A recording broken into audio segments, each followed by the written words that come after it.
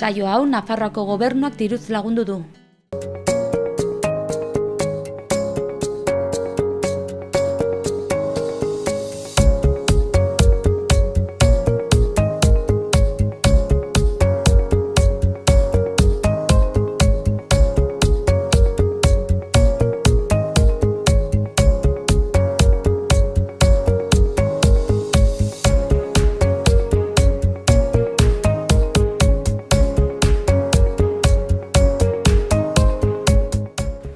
Arrastion guztioi eta ongetorri Saloa telebistaren magazinera. Osteguna da, hortaz parlamentariak izango ditugu gaurkoan. Zeri buruz ari naiz, ezagutzen ez baldin baduzue, parlamentu galderei buruz zain zuzen ere. Saioaren atal honetan kontatuko dizuet segundu batetan. Astero gaurkotasun gai bat aukeratzen dugu edo pilpilean dagoena eta horri buruz galdetzen diegu parlamentuko alderdi edo taldeei. Adibidez, kasu honetan, aste honetan, Marabillas gaztetzea izan da mintzagaia. Gero ikusiko dugu politikarien erantzunak. Honen harira, politikagintzaz ari naiz, gaurko elkarrizketan bakarra izango bai dugu, Paul Bilbao kontseilutik etorriko da. Eta Nafarroa osoan euskara ofiziala izatearen aldeko urriaren 27irako antolatzen ari diren mobilizazioaren edo manifestazioaren berri emango digu. Politika eta kultura beraz, hizkuntza badakizue politikan edo kulturan sartu daitekelako. Beraz, izan ere kulturarekin amaituko dugu saioa, artearen ibilbidea eskainiko dizuegulako eta elkarrizketa egin ostean botako dugu, gauza asko orduan. Goazen saioarekin.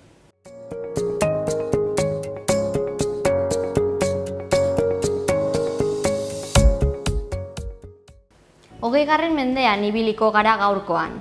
Lehendabizi hogeiko hamarkadan. 1923an Espainian Primo de Rivera generalak 1876ko konstituzioa bertan bera utzi zuen, parlamentua desegin zuen eta diktadura bat ezarri zuen. Hori lehendabiziko efemerideari dagokionez. Beste alde batetik, 1985an Japonian Super Mario Bros. Bideo jokoa merkaturatu zen.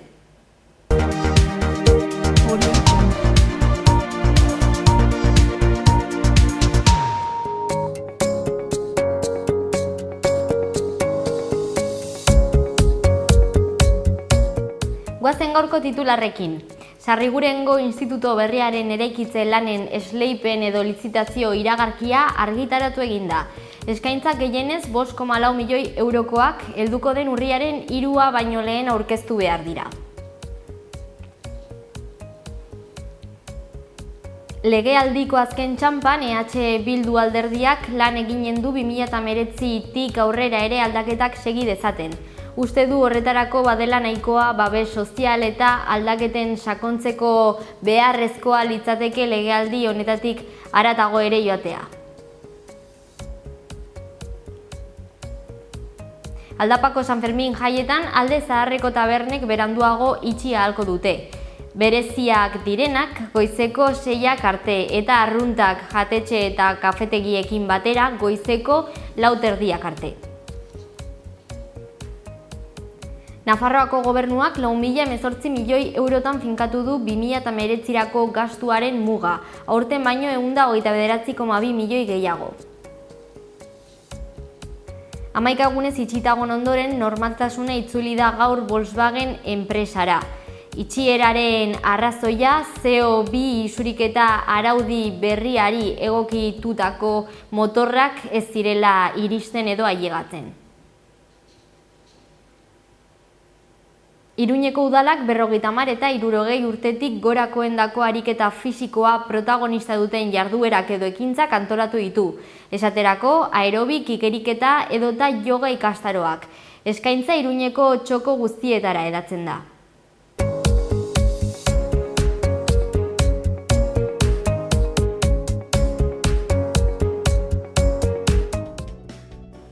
Egunkarietako azalak, lehendabizi Diario de Navarra. Lerroburu nagusian, Montonen dimisioak Pedro Sánchezen tesian eta Casadoren masterrean arreta jartzen du. Azaleko argazkian Nacho Sadarren jokatutako partiduaren momentu bat erakusten da. Titular hau jarri dute: Kopako ibilbidearen amaiera. Diario de Noticiasen txanda. Lerroburu nagusian hurrengoa paratu dute. Nafarroak bere zorra murriztu du eta 2019ko inbertsio publikoa 129 milioiekin handitu du. Beherago azaleko irudiak atzoko Osasunaren partiduari egiten dio erreferentzia. Izenburuari dagokionez, futbol talde nafarraren porrota hitz bakar batekin adierazten du.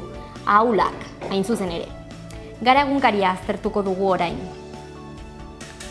Lerroburu hau nabarmentzen da. PNV, EH Bildu eta Elkarrekin Podemos estatus bat eskatu dute talde hauek adostutako oinarriaren gainean. Azaleko irudian Espainiako bueltaren azkenengo etapa ageri da. Eskuinean izenburu hau dago. Oizek, Oiz mendiak, euskal aldarrikapenentzat bozgoragailu lanak egiten ditu eta buts goratu du. Komunikabide euskaldunak, lehendabizi berria egunkaria.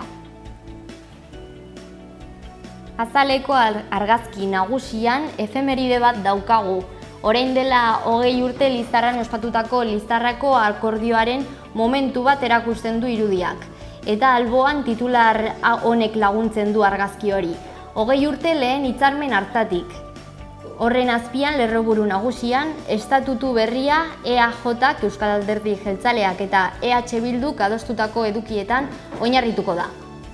Beherago iskin batean ezkerrean, bigarren irudian, Espainiari buelta edo Espainiako buelta ikusi dezakegu azkenengo etapa hori. Buts Karaile Oitzen, Aldarri eta Ikurrin artean, izenburuak laguntzen du kasu honetan. Horren ondoan zutabe txiki batetan bi albiste. Egile eskubideen lege proposamena aurrera atera da Europan. Azpian, Europaren balioak urratzen ari direlakoan, Hungaria zigortzeko prozedura hasi dute. Eta amaitzeko beste izkinean, hor Andre Heim ageri da, Getafe Noaren aurkitzailea eta Nobel sariduna dena barkatu, eta bere hitzek osatzen dute lerroburua. Aukera handia dago grafenoak gure bizitza aldatzeko.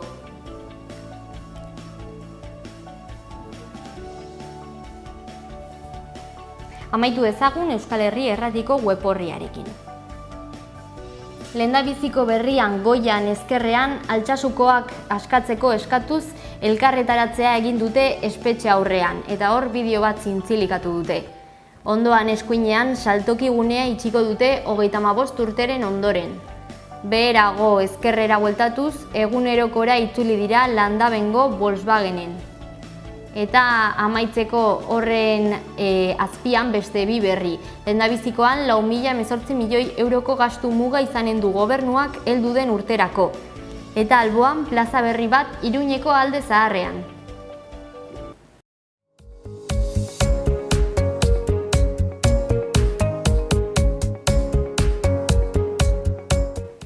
Ea zenolako agenda dugun aste honetan. Egunero irailaren 16ra arte goizeko 11:30 Iruñeko turismo bulegotik bisita gidatuak gazteleraz eskainiko dira. Ingelesez eta frantsesez ere egiteko aukera izango da, baina beste ordutegi ezberdin batetan. Iruñea osotara izenburupean gauzatuko dira eta izenak dioen moduan Iruñega orokorrean ezagutzeko aukera izango da. Sarrerak 10 euro balio du. Inskribatzeko eta bestelako xehetasunak kontsultatzeko Iruñeko udalaren webgunea kontsultatu dezakezue. Gaur arratsaldeko 6etan Kondestable Jauregian familiarendako tailerra euskeraz. Sarasateren biolina izenburuarekin doakoa da, baina inskribatu beharra dago aurretik. Ordu erdi geroago gaur, arratsaldeko 6:30 Gaztelu enparantzan edo plazan dantzaldia, txisto eta gaita instrumentuekin. Doakoa. Baina horretik arratsaldeko 6etan El Corte Inglesen kultura aretoan proiekzio bat gazteleraz Saridun Zinema zikloaren barne. La forma del agua pelikula eskainiko da eta sarrera librea da.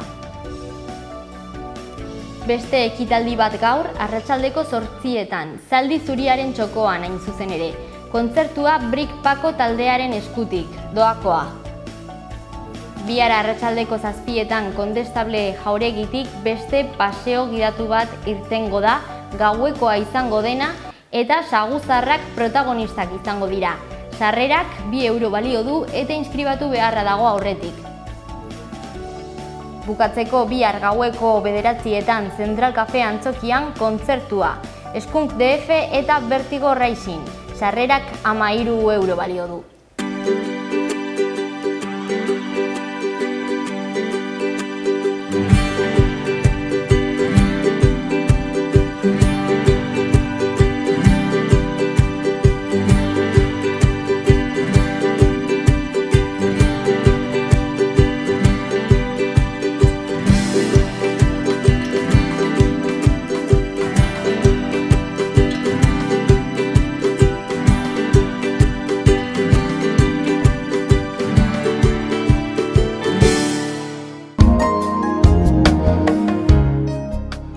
Gaur zerua lainotxo edo oso lainotxo egongo da egunaren lehen partean, ez da baztertzen puntualki euri txiki egitea bereziki toki batzutan egunaren erdiko ordutan lainoa gutxituko dira.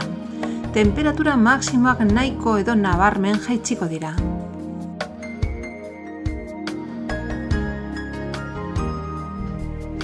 Ostiralean egunaren lehen partean zerua lainotxo egongo da. Eguerdian eta arratsalean zerua laino gutxikin edo partez lainotua geratuko da. Norabide aldakorreko haize ahula ibiliko da, ipar osagaia nagusi izanik. Arratsalean ipar osagaia indartu egingo da, bolada gogor batzukin. Temperaturan aldaketarik ez.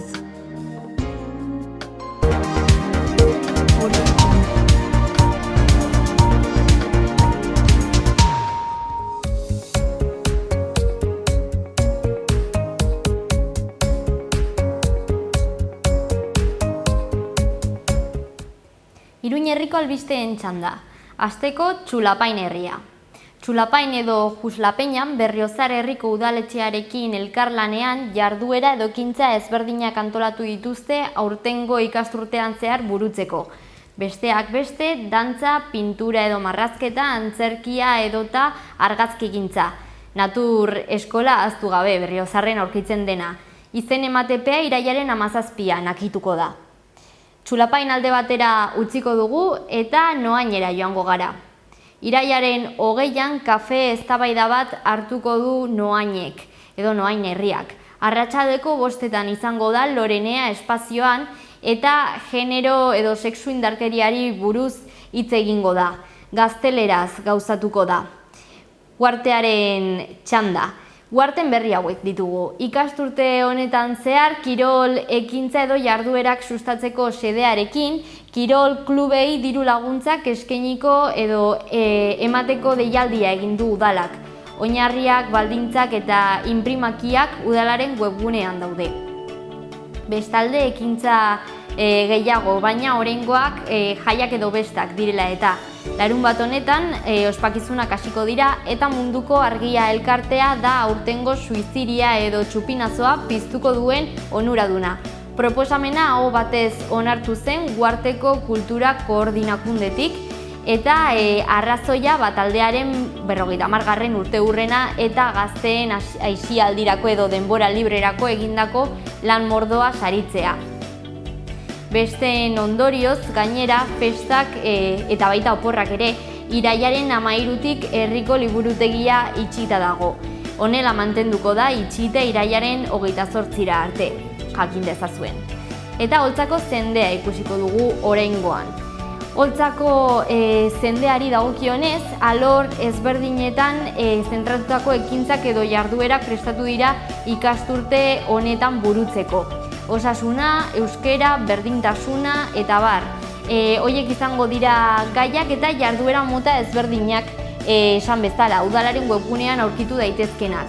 Programa batetan sartu dira guztiak, kontsultatu daitezkenak eta izen emate datak ezberdinak dira baita eskaintza zabala da ere, beraz dokumentua kontsultatzera animatzen zaituztegu. Ez hori bakarrik, udalak bekak edo diru laguntzak eskintzen ditu eskolako jantokian parte hartzea laguntzeko. Eskaerak irailaren 30 arte aurkeztu daitezke, beraz oraindik denbora dago. Amaitzeko, Iruñea hiria, hiriburua. ikusiko dugu. Atzo Iruñeko udalak hiriko abokatu eskola hartu zuen bere sorreraren edo fundazioaren 200. urteurrena ospatzeko. Bestalde, zentroak jarduera ezberdinak prestatu ditu eskolak 2 mende hauen omenez. Besteak beste, urriaren 15-tik azaroaren 15-era bitarte Kondestable jauregian ikusgai egongo den erakusketa bat. Honetaz gain, Iruñarekin jarraituz, udazkenean Iruñeko alde zaharrak enparantza edo plaza berri bat izango du. Nahiko handia izango dena gainera bai. Apestegia Altzairuak enpresaren biltegi zaharrek okupatzen zuten espazioan kokatuko da. Plaza eraikitzeko lanak edo obrak uda honetan hasi ziren. Obrekin jarraituz, Arantzadiko igerileku estaliak azaroan ireki egingo dira berriro ere. Hurrengo asteetan martxan jarriko diren hobetze lanak akitu ondoren. Obren edo lanen arrazoia eroritako zeramikazko plaketen konpondu beharra da. Udalak mugen arteko itsas lamiak deritzon programa eskaintzen du plastikoak itsasoko ekosistemetan duen eraginari buruz ikasleak, gazteak kontzientziatzeko. Ekimenak edo proiektuak dantzan eta ingurumen hezkuntza batzen ditu eta bertan Iruñea, Biarritz eta Donostia hiriak elkarlanean aritu dira. Interesa duten DBH-ko ikastetxeek irailaren 21 baino lehenago inskribatu edo izena eman beharko dute Educación Ambiental abildua.pamplona.es helbidera idatziz. Horretarako fitxa bat osatu beharko dute eta igorri, baina baita memoria bat ere proiektuan parte hartzeko ikastetxearen edo zentroaren egokitasuna justifikatuz. Eta honekin bukatzen ditugu gaurko Iruñ herriko albisteak.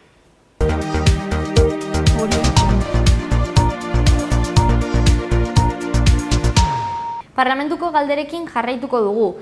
Ezagutzen ez baldin baduzue saioaren atal hau, astero pilpilean dagoen gai bati buruz galdetzen diegu parlamentariei. Aste honetan adibidez, Marabillas gaztetzeari buruz galdetu diegu eta hau izan da haien erantzunak. Eusko Herria Bildu Nafarroari beti eta gainera badago hor, eta zeratu ginen eta gure aportazio gisa horren nabarren duzuen, nola autokudeatutak izango diren guneak gazteriarentzat beharrezkoak diren, horregatik guztiarengatik uste dugu aurreratua den gizarte batean mota horretako guneak beharrezkoak direla eta gu sostengua eman behar dizkiegula. Hau izan da, baita ere, kontutan izan behar dugu, gaurko egoera ez dela aintzinean zegoen egoera, nun instituzioek horrelako proiektuen aurka kokatzen ziren, baizik eta orain aldaketa bide hartu duen heinean, horrelako proiektua badaukat instituzioen sostengua, horregatik elkarlana da behar duguna sustatu, eta ikusi zein den lekurik egokiena, zein bermatzen duen, gehiago segurtasuna, baita ere, zein eraikin zikustatuko luke autokudeak eta proiektuaren garapen sakon bat, eta hau guztia instituzioekin bat. Instituzioak aurre izan da, baizik eta instituzioekin bat, elkarlana eta eztabaida bultzatuz eta akordioetara iritsiz. Orain taldetik pentsatzen dugu Marabillas proiektua babestu egin behar dela, batez ere autogestioan eta herri mugimenduetan eta herri mugimenduekin eraikitako proiektua delako eta aldaketa sozialetan sakontua izateko beharrezkoak dira espazio hauek mantendu eta bultzatu. Horregatik, uste dugu, gainera egiten ari diren lan sakon eta politarengatik behar dela Marabillas bizirik iraultzea.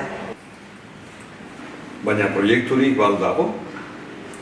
Orain arte guk dakiguna da, orain dela urtebete, gazte batzuk sartu zirela, okupatu egin zutela Rozalejo jauregia, eta urte oso baten barra inguruan, zer egin dute badirudienez, taberna bat ireki, taberna ilegal bat, areto bat zinea eta ikusteko, eta zoritxarrez, egun hauetarako, onartzen ez ditugun, salatu egiten ditugun, ekintza konkreto batzu antolatu.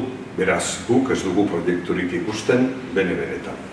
Guri Euskal Herria Bildu Nafarroari ez zitzaion batez ere gustatu polizia eramatea eta desalojoa horrela egitea. Uste dugu lehen esan dudan moduan, aldaketarako instituzioak badaukatela nortasun berezi bat honen aurrean, hau da, bultzatu behartuko ditugula horrelako guneak eta elkarrizketa izan behar duela tirabirak konpontzeko modua. Uste dugu ez zirela amaitu elkarrizketarako zeuden aukera guztiak eta horregatik poliziaren kaleratzea eta desalojo hori guk gaitzetzi genuen.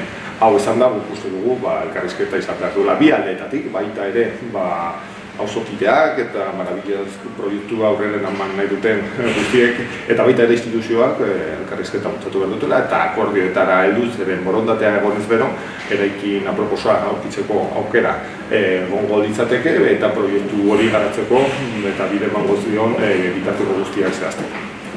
Ez dugu baterongi ikusten nola polizia bidali izan zuten Marabillas gaztetxea ustutzeko, azken finean, pentsatzen dugulako aldaketaren gobernuak eskaini bat dituela beste aukera batzuk, beste modu batzuk, eta hortarako elkarrizketan oinarritutako alternatibak eskaini egin izan ez dena. Gainera, ezin da ontzat eman okupazioa ilegala denik, baizik eta azken finean okupazio hau ilegala izango ez litzatekelako beti ere gobernuak denuntzia hori jarri izan ez balu. Kasu horretan, alegal momentu batean edo egoera batean egongo ginateke eta denuntzia izan da ilegal bilakatu izan duena okupazioa eta ondorioz errepresioa justifikatu izan duena. Beno, edozein pertsonak berea ez den eraikin bat berarentzat hartzen duenean, erabakirik zuhurrena da hori salatzea eta noski epailaren eskutan jartzea eta epaileak esaten duenean kalera datu. Beraz, abuztuaren 17an gertatutakoa, urte beteko elkarrizketen ondoren gertatu zen, elkarrizketa etzen inora llegatu, juezak epaileak data bat jarri zuen gazte edo pertsona horiek kalera arazteko eta horrela egin zen abuztuaren 17an. Erabaki normala, legala, justua, egokia eta hiritar guztiak era berdinean tratatzeko neurri bada. Urtean zehar, 3 urte hauetan zehar, 11 erakunde etorri zaigu bai parlamentura, bai gobernura, aretoen eske. Eta noski, hainbat gauza eskatu zaie, hainbat galdera egin zaie, eta hori kontutan hartuta, eman utzi egin zaie eraikinen bat edo bi, handiagoa ala txikiagoa, baina ez inolaz ez, ilegalki, atea bota, eta denon guztion, Nafar guztion eraikin bat okupatu eta bertan geratu. Guk ez dugu hori inolaz ere onartzen. Lehenik eta behin argi izan da horrelako guneak beharrezkoak direla. Eta instituzio guztiek ezin dutela bere gain hartu kudeaketa zuzena, baizik eta gizarteari eta baita ere gazteriari eta zergatik ez beste adin tramonio guztiei utzi behar zaiela bere autokudeaketa egiten, beraien beharrak zehazten, beraiek zehazten duten beharrak aurrera eramateko bitartekoak ematen eta uste dugu Europa mailan dauden ereduak oso baliagarriak direla baita ere Nafarroarako. Hau etorkizuneko eta modernoak eta gure realitatean oinarritutako proiektuak dira. Eta horregatik uste dugu, lehenik eta behin horrelako konsiderazio bat beharra dagoela ikusi ditugu, hainbat urtetan nola UPN eta Alderdi Sozialistak suposatzen zuten erregimen horretan, nola horrelako proiektu guztiak, instituzioak horren aurka zeukaten eta nola instituzioak izaten ziren horrelako proiektua garatzeko oztopo nagusiena, orain aldaketari bide eman diogunez instituzioek horri bide emateko prest daude eta akordioak heltzeko prest zein den eraikin aproposena, ze lekutan, ze denboretan, ze aurrekontuetan eta bar horiek zehazteke gelditzen delarik. Horrela, guk uste dugu elkarrizketa sakonduz gero eta horrelako gaitasuna eta nahia adierazten gero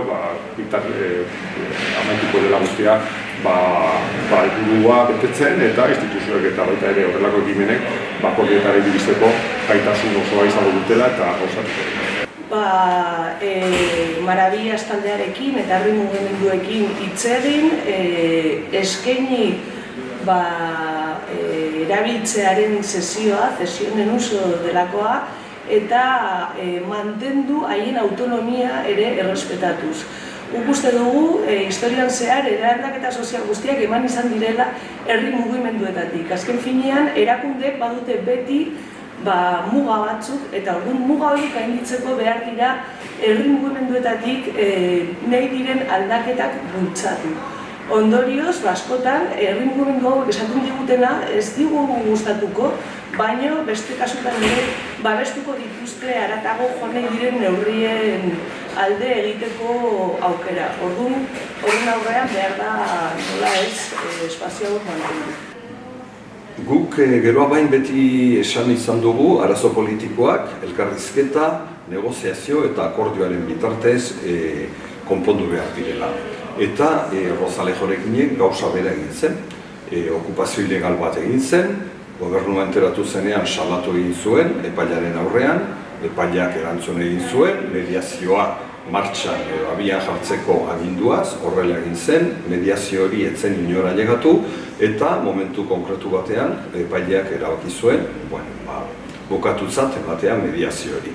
Eta beraz gobernuak desalojo edo orden askatu zuen, epaileak data bat jarri zuen eta aurrera eraman zen. Beraz, bidea, arazo politikoa konpontzeko beti elkarrizketa, negoziazioa eta akordioa. Beste gauza bada, norbaitek zerbait ilegala egiten duenean. Gauza ekintza ilegalak aurrera eramaten direnean, bada beste medio bat, beste bide bat, eta hori izan du da gobernuak hartu duena Rozalejoren kasuan. Momentu honetan, epaileak gauza guztia artxibatu egin du, baina gobernuak normala eta legezkoa eta bidezkoa den bezala errekorritu egin du artxibo hori, eta epailearen zain gaude, ikusiko dugu epaileak zer esaten duen, eta gobernuak eta baita ere udalak, zeren udalak ere badu bere erantzukizuna Rozalejoren okupazioaz, ikusiko dugu ere esate dut, epaileak zer esaten duen eta horren arabera egingo da egin beharrekoa. Bueno, ari gara kurtso berriari hasiera ematen, eta hortaz Euskal Herria Bildurentzat helburuak marri eta garbi zehaztu ditugu, eta helburu horiek badira hor akordio programatikoan zaten lehentasunak betearazi, hau da, erakutsi behar diogu gizarteari erakutsi diogu jadari, baina amaieran beti bada momentu bat ebaluazioak egiteko momentuan, nola kapazak izan garen aldaketa gizartea hobetzeko, askatasun gehiago bermatzeko, demokrazioan sakontzeko, gardentasunan, politika beste modu batean aritzeko joera horretan, eta horregatik guztiaregatik guk nahi dugu konpromesu guztiak horiek gauzatu, aurrekontuak, aurrerako joak izango diren aurrekontuak onartu, falta diren legeetan lan egin, lege onak egiteko hain garrantzitsuak diren hainbat lekuetan eta arloetan, eta horregatik guztiarengatik beti egin dugun modua, Euskal Herria Bildu Nafarroa kokatu nahi dugu hor, aldaketa politikoaren berme moduan, ez zuzen ere, beste batzuk agertzen dituzten zalantzak eta nolabait guk zuzendu nahian, ez zuzen ere argi daukagulako Nafarroaren etorkizuna aldaketan sakontzean datzala eta horretarako ezinbestekoa da, bai, ezberdinen arteko elkarlanak, bai, erregimen politiko hauten eta bezien alde batera ustea eta baita ere, Euskal Herria Bildu apostatzen duen nagusia. Aldaketaren legegintzan gauden azken hilabete hauetan, hausnarketa sakona egingo genuke jakitekoa zenbateraino aldaketaren helburuekin bete izan dugu. Oso interesgarria izan da lau alderdi ezberdinen arteko esperientzia eta ezberdintasunak nola konpondu diren kasu askotan, baina beste askotan ere ez gara horretarako gai izan eta horren aurrean gobernuak inposatu izan du bere irizpidea. jakimarko genuke, ea zenbateraino akordio programatikoa babestu egin den, bete egin den, eta gauza garrantzitsuenetan, ekonomikoetan, zorraren kudeaketan, zorra publikoaren kudeaketan, bankuekiko harremanetan, ze beste modu batzuk erabil genezaken, azken finean, dirurik ez baldin badugulako gastu sozialak edo eskubideak ez direlako bermatu.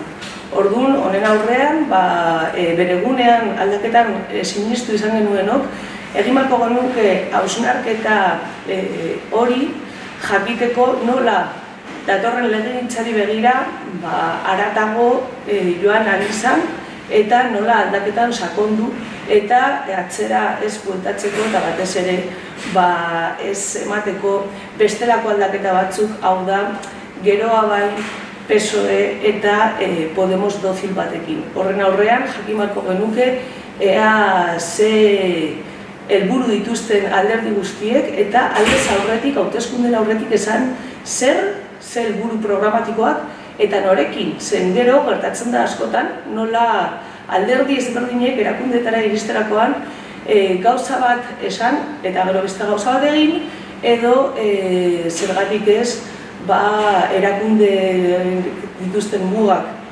onartuz, haratago joatea ez hausartu. Orduan horren aurrean behar dugu eragile sozialetatik, herri mugimenduetatik aldaketa horiek babestu eta aldaketak alde gaudenok reaktibatu modu batez edo beste.